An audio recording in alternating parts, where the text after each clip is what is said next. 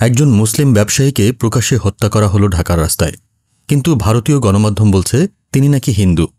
ঘটনার video viral, অথচ প্রতিবেশী দেশের মিডিয়া চালাচ্ছে সম্পূর্ণ ভিন্ন স্ক্রিপ্ট। প্রশ্ন জাগে, এটা কি নিছক ভুল নাকি ইচ্ছাকৃত অপপ্রচার? 9 জুলাই সন্ধ্যা মিডফোর্ড হাসপাতালের সামনে সিসিটিভিতে ধরা পড়ল বাংলাদেশের রাজপথে এক ভয়াবহ দৃশ্য। শত শত মানুষের সামনে লোহার রড, ইট আর ব্লকের আঘাতে এক ব্যক্তিকে নির্মমভাবে হত্যা করা হলো। তার নাম লাল চাঁদ সোহাগ। তিনি একজন মুসলিম ব্যবসায়ী।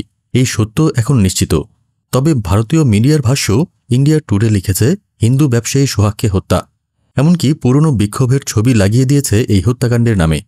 WION, নামস্তে তেলেঙ্গানা সহ একাধিক গণমাধ্যমও এই ঘটনাকে রং চড়িয়েছে সংখ্যালঘু নির্যাতন হিসেবে। অথচ সোহাগের ধর্মীয় পরিচয়, পারিবারিক পটভূমি, এমনকি রাজনৈতিক আবহ সবকিছুই প্রমাণ করে এটি কোনো ধর্মীয় সহিংসতা নয়, বরং রাজনৈতিক প্রতিহিংসা থেকে জন্ম নেওয়া নির্মম হত্যাকাণ্ড। প্রশ্ন উঠছে, ভারতীয় গণমাধ্যম কেন এমন বিভ্রান্তিকর তথ্য ছড়াচ্ছে? বিশ্লেষকরা বলছেন, এটা শুধু সাংবাদিকতার গাফিলতি নয়, বরং কৌশলগতভাবে তথ্য বিকৃত করার চেষ্টা।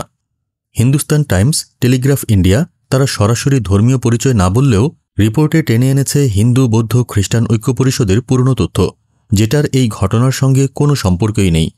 এভাবে বাংলাদেশে সংঘটিত রাজনৈতিক সহিংসতাকে ধর্মীয় রূপ দিয়ে প্রতিবেশী রাষ্ট্রে উত্তেজনা ছড়ানো কি উদ্দেশ্যমূলক নয়? এই ঘটনা প্রমাণ করে তথ্য বিকৃতির মাধ্যমে কিভাবে একটি সমাজকে বিভক্ত করা যায়। বাংলাদেশে প্রতিবাদ উঠেছে। আন্তর্জাতিক গণমাধ্যমের কাছে দাবি, সত্য তুলে ধরুন, প্রোপাগান্ডার নাড়ি কেটে দিন। কারণ একটি, সোহাগ ছিলেন মুসলিম, কিন্তু তাকে সংখ্যালঘু নির্যাতনের প্রতীক বানিয়ে তোলা হয়েছে উদ্দেশ্যমূলকভাবে। এই ইতিহাস যেন মুছে না যায়, এই সত্যটা আজ আপনিই ছড়িয়ে দিন।